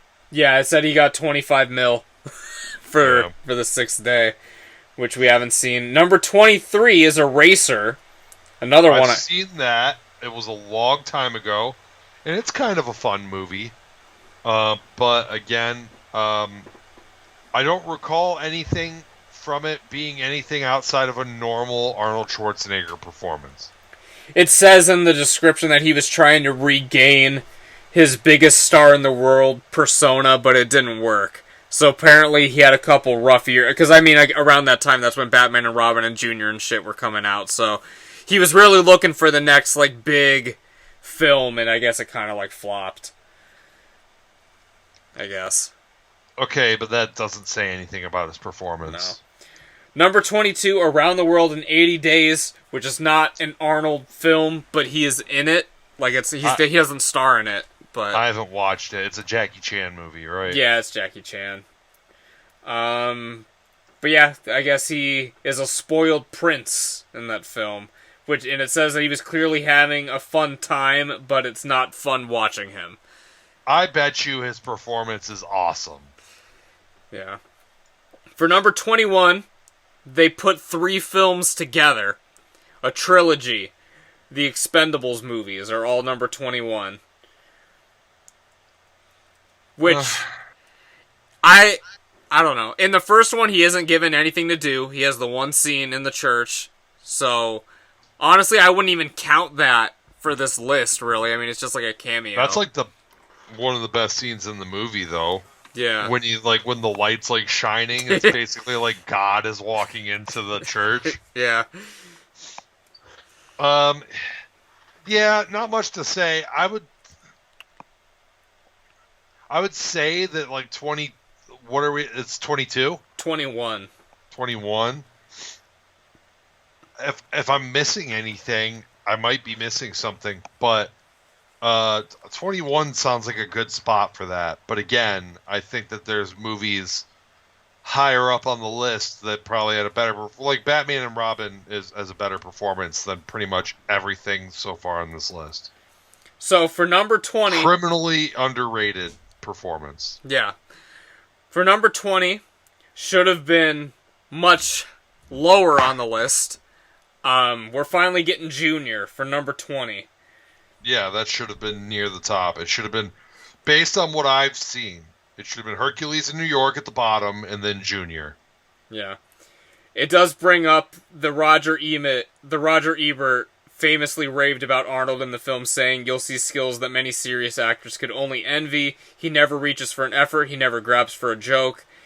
He never rings in emotion out of reluctant material. He plays the role absolutely straight, trusting the material to make the points and get the laughs." And it does mention that he got a Golden Globe nomination for the role in Junior, which I don't know how people thought this was a good performance. I'm also still questioning if any of this ever happened, and if Vulture is just taking their fucking... taking their word for it. taking the information from Wikipedia. Yeah. For number 19, another film that we know quite well is End of Days. Okay. I don't know, midway through the list, I mean, I feel like as far as the Arnold films I've seen, I mean, yeah, it's a pretty bland performance. It's certainly not the worst. Yeah, definitely not. Yeah. And I think I praised his performance again while we were reviewing it. Yeah. Number 18 is Aftermath. Again, something that we haven't seen. Right. What does it say about the performance? Does it say it's a particularly good performance? Arnold spends most of the movie brooding and trying to get his revenge on a poor guy whose life has been ruined by guilt. They're just saying it's very moody, but it says, like, in his old age, he sort of, like, transfers into, like, this, like, seasoned actor role. It's, like, kind of a different performance. Like, it says, it references Clint Eastwood in the description. Like, he kind of... Okay. So, I don't know. Alright. Number 17 is Escape Plan. Okay, I've been wanting to see that for a long time. Hey, man, we got Stallone month next month. I have it on Blu-ray. Yeah, I think it's on Amazon Prime streaming for free as well, so that might be one for next month, Kat. Number 16. Notice we still haven't had an appearance by Hercules in New York, but number 16 is Jingle All the Way. Stop it. That is top 10. That is top 10 for sure. And if you're going to sit here and tell me this list has lost all credibility already when it didn't put Hercules in New York at fucking 29. But to put Hercules in New York as a better performance than Jingle All the Way, shut the fuck up. Stop it. Stop it. First off, put that fucking cookie down because it has drugs in it. I like his performance in Jingle All the Way. That's what I'm saying. It's so good. Yeah, it's perfect for the movie. I have no complaints about his performance in the film. The only thing that's like not believable is trying to portray Arnold as the everyman because it's Arnold fucking Schwarzenegger. But that's not a performance note. That's just like an unbelievability of the film. Right, that's the writing. Yeah. Number 15 is Last Action Hero. It's been so long since I've watched it. Yeah. It says in the thing that Arnold was pretty much blamed for the film's failure. In it. It said he wasn't very funny, he wasn't very good, stuff like that, but I don't know. Number 14 is Red Heat, your favorite. What can you tell me about his performance in this film? Because I haven't seen it, and you have. I can tell you for sure that fucking Batman and Robin and Jingle All the Way are better. Performance-wise and movie-wise. Does he try to do a Russian accent in the film? It's talking about a Russian accent. I don't think so. Maybe he does, and maybe that's why I don't like the fucking movie, because it's not Arnold. He plays a Russian character, for sure. Right, so it's saying his accent isn't even remotely Russian, so I don't know if he was trying to make a Russian accent or what. Okay, so then again, if you're putting him on a fucking list based on performance, then this should be in, like, the bottom.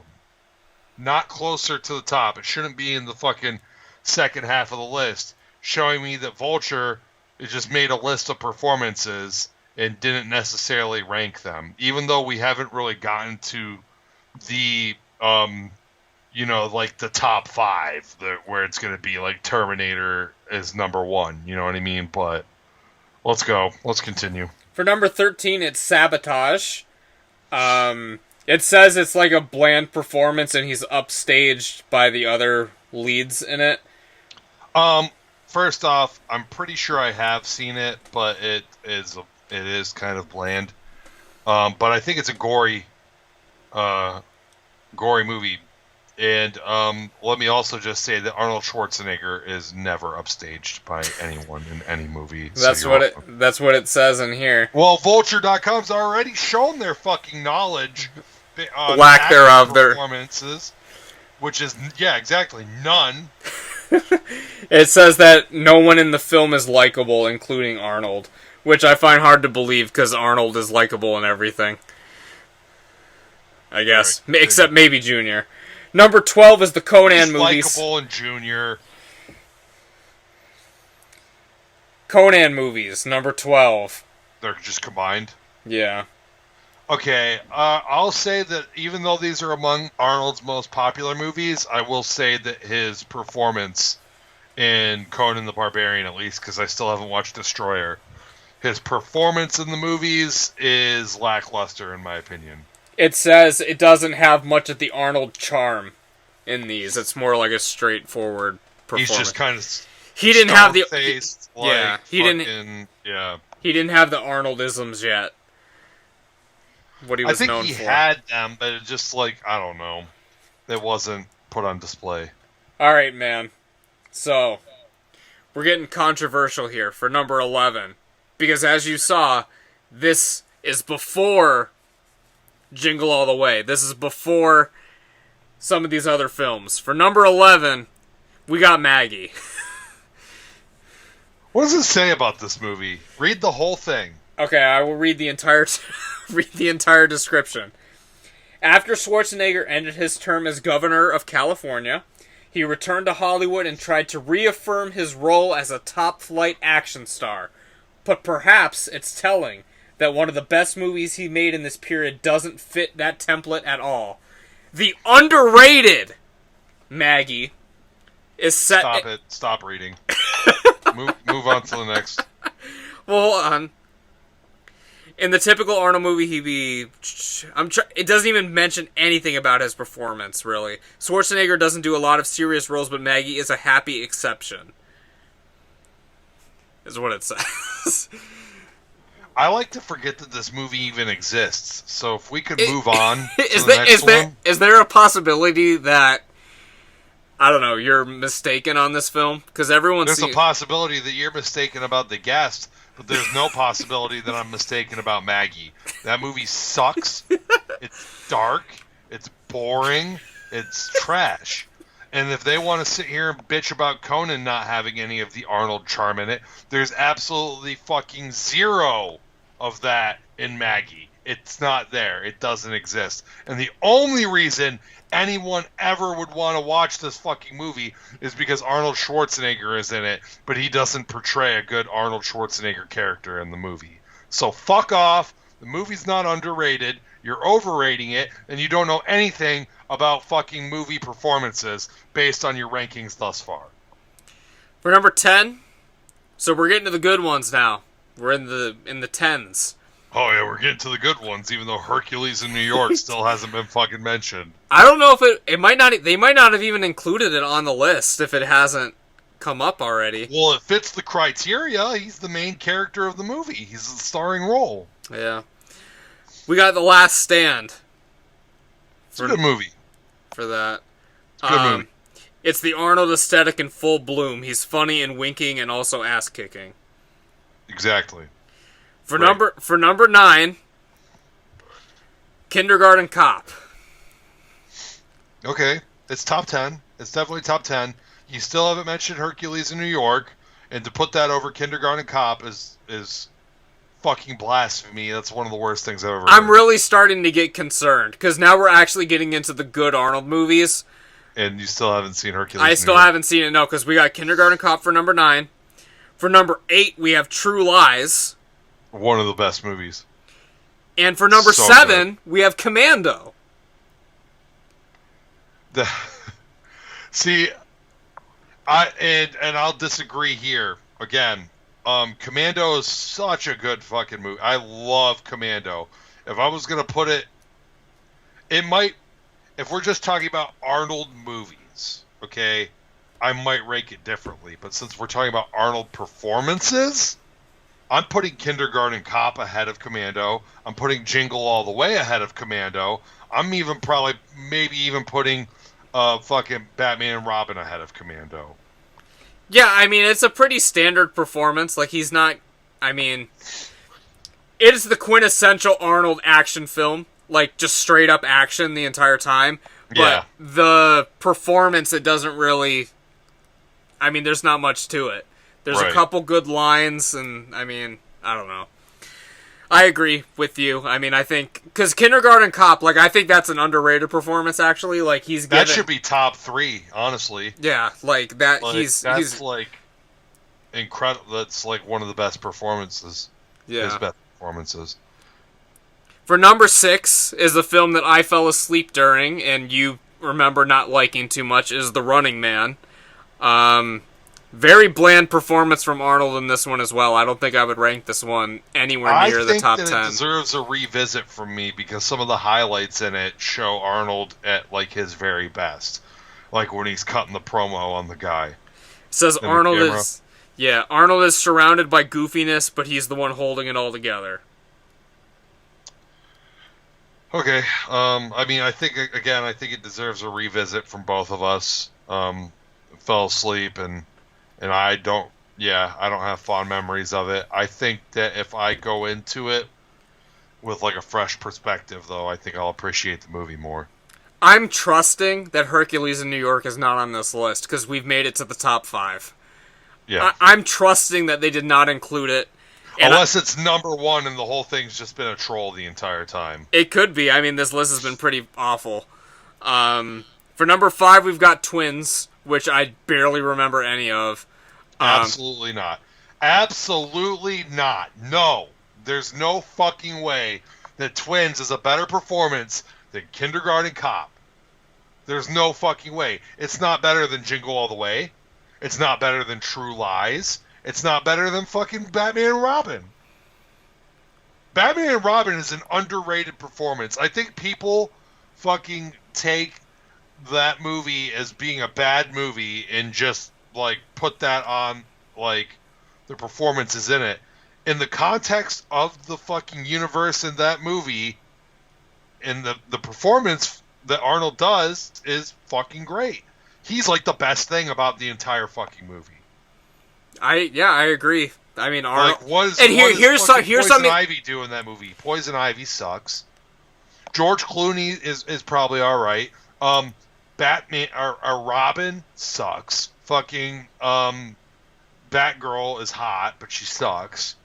Alfred doesn't have anything to do that he hasn't done. Arnold Schwarzenegger is the best part of the whole fucking And movie. here's something about that as well. It's not all the goofiness. He's given time to be dramatic in fucking Batman and Robin because his fucking wife's dead or whatever.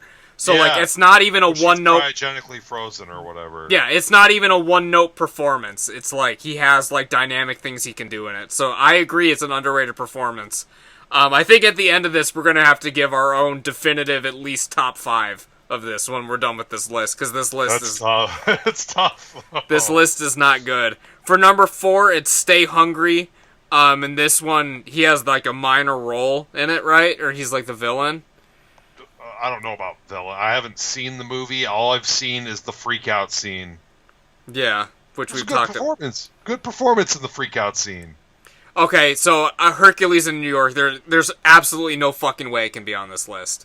Because we're in the top 3, and number 3 and number 2 I can see in front of me, and number 1 is obvious. So, for number 3 is Predator. So number 3 and number 2 are not Terminator. No, number 3 is Predator. Okay. Number 2 is Total Recall. Okay. and number 1 is the Terminator movies all in one slot. So they didn't put Hercules in New York on the list. No, they did not. Did they forget it was a movie? No, because they mention it in the intro. They say Arnold. Yeah, they say Arnold Strong. Yeah. So it's just not in the fucking list. So this list is the fucking worst list on the planet. I had high hopes for this list. It is fucking You've garbage. Been saving it the entire podcast. Yeah. And I also think it's stupid that they lump in all the Terminator films as number 1. Because I mean, we haven't seen the newer Terminator films yet. But I don't think you can put his performance in those in the same level as you would with the actual Terminator movies. The first 2 movies. Yeah. Or And even then the performances are so like vastly different. It's like weird to have them in the same slot. I think that Terminator 2, if we're going to do the top 5, I think that Terminator 2 is probably his number 1 best performance of all time. Yeah, but I don't know if Terminator 1 would even be in the top 5. Because he's not... Everything about Terminator 2 is... His performance in that is fucking perfect. He manages to be funny, intimidating, affectionate. He runs the gamut of emotions, all while remaining completely fucking, like, stoic, fucking cyborg. You never believe that he's not a fucking cyborg. I'm getting emotional just thinking about it. Like, it's a very good performance. It's super fucking good. Yeah. And if anyone ever says Arnold Schwarzenegger's a bad actor, I never brought it up because I never even really thought about it until just now. But that's the movie that you have to show him. Sit here and fucking tell me this man can't fucking act.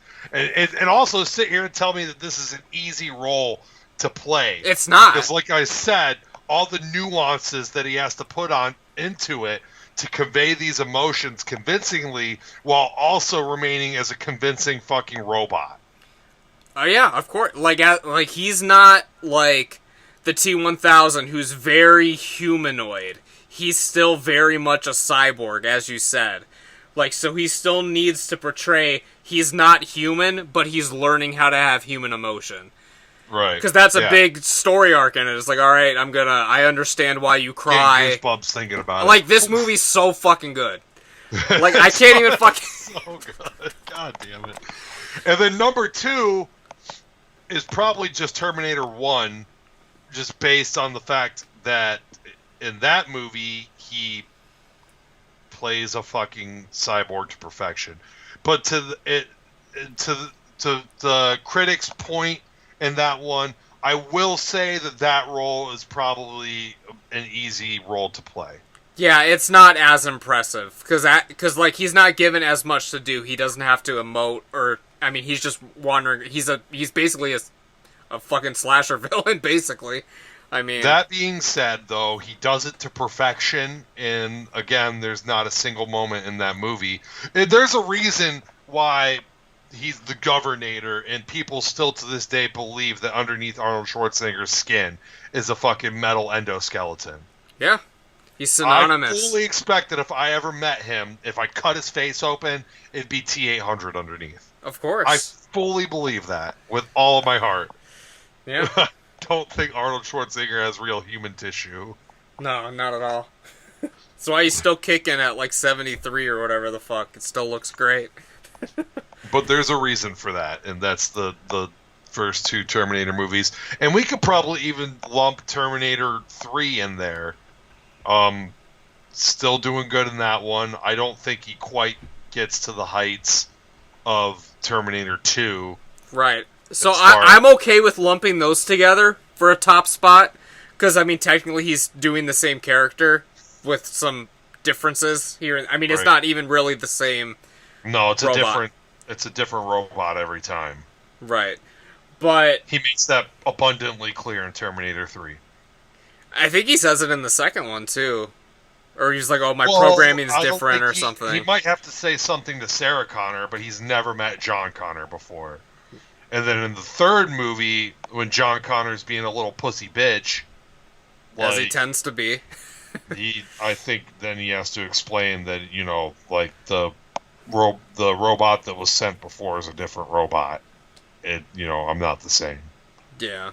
Because he's like a dickhead, like, for most of Terminator 3. He's kind of like an asshole. Yeah, that's the same. It's the same outer, but it's not the same programming. Right.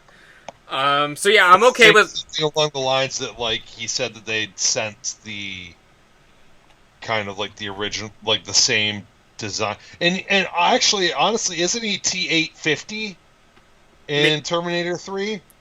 He's like a slightly enhanced. Probably, yeah. I haven't seen Terminator 3 in so long. I'll look it up, but you can talk about like what you would rank after Terminators. Yeah, so I'm okay with lumping the first 3 Terminators into one slot. I haven't seen the other ones, so I can't imagine his performance in the newer ones is as good as the other ones. But whatever. His second best performance is tough. Because what me and you look for in an Arnold performance isn't what everyone looks for, at least on the internet, I guess, because we want the Arnoldisms, we want the craziness. So I'm thinking for the second one, it would have to be a comedy. And I think out of his comedies, the best one he's done is Kindergarten Cop. At least for me. I mean, Jingle All the Way's close, but I don't know. I think that the one thing that that Vulture did correctly was its top 2. I think they're right on the money with Total Recall. I haven't seen it in so long, so I'll take your word for it. But this Wikipedia says the T-101. But then when you click on T-101, it says Cyberdyne Systems Model 101 or the T-800. So they've gotten it kind of mixed up. But I swear to God, he's slightly advanced in Terminator 3.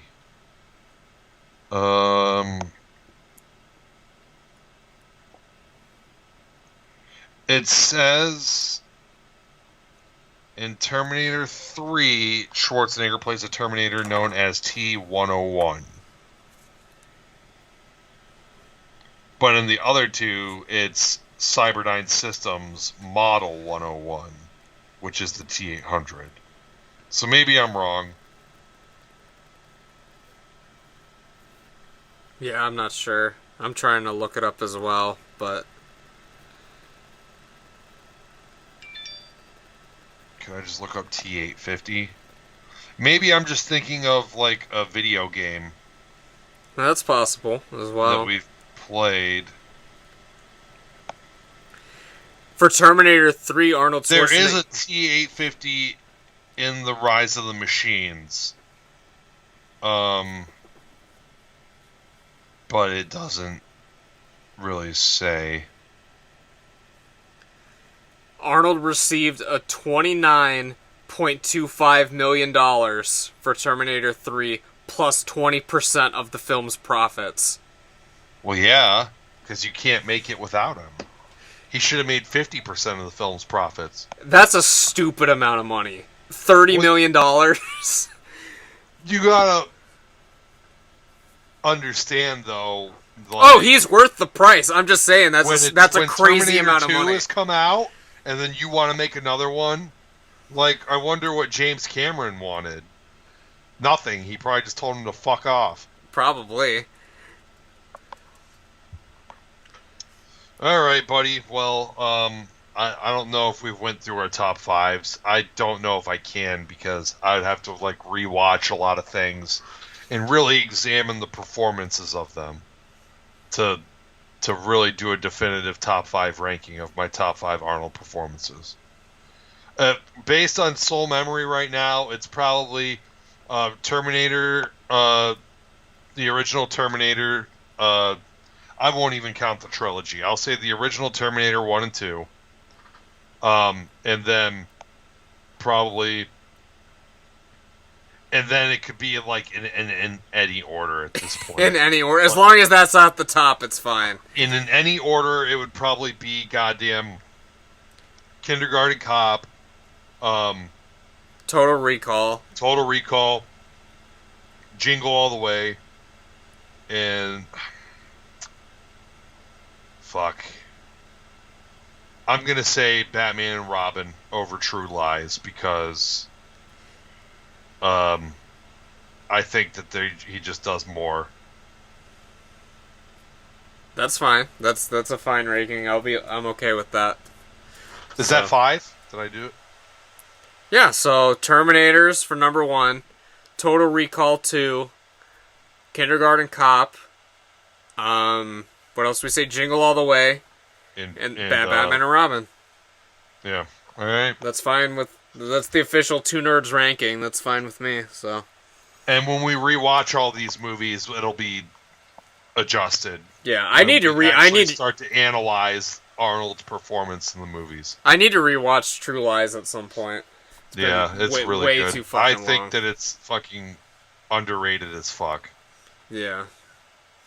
So I don't know. We've been going a while, so we'll let the people go to sleep. I guess whenever they're ourselves. Yeah. All right. Well, all right. That's it. I look forward to seeing you this weekend. The Rumble will be happening, but just looking forward to the hangs. Oh, before we go, quick Royal Rumble prediction. Yeah. For the Rumble match? Who the fuck's even in it? Just throw a name out there. Someone that isn't the champion. So the champions right now are Drew McIntyre and Roman Reigns. I would joke and say Mojo Rawley, but last time I joked that Mojo Rawley was gonna win a Battle Royal match, he actually won. So, I don't know, maybe like a Keith Lee or something. I mean, they were building him up, but I don't know if they're ready to pull the trigger on that yet. Okay. Keith Lee. I mean, that'd be cool. I'm gonna say Daniel Bryan. Yeah, they've been building that up as well. I think he'll be in a title match at Mania, but I don't know if he'll win the Rumble. But I would like to see it happen. I don't have a lot of faith that it will happen, yet he is still my prediction. Yeah, that'd be a good one. I'd like to see that. Because they were hinting at it a lot in the few clips that I saw, because they were like, oh, well, you didn't win in whatever year, the year Roman won or whatever, so... Right. So, yeah, that'd be a good one. For the women. I don't really know who's in it. Becky's not coming back anytime soon. I've heard rumors that Ronda Rousey's coming back. I don't know if she would win. If she's coming back, she would win. If she's there. Yeah, if she's coming back. Yeah, but I don't know if she is. I don't fucking know, dude. I haven't watched the fucking product in so long, really. I'll say a debuting Rhea Ripley. That'd be cool.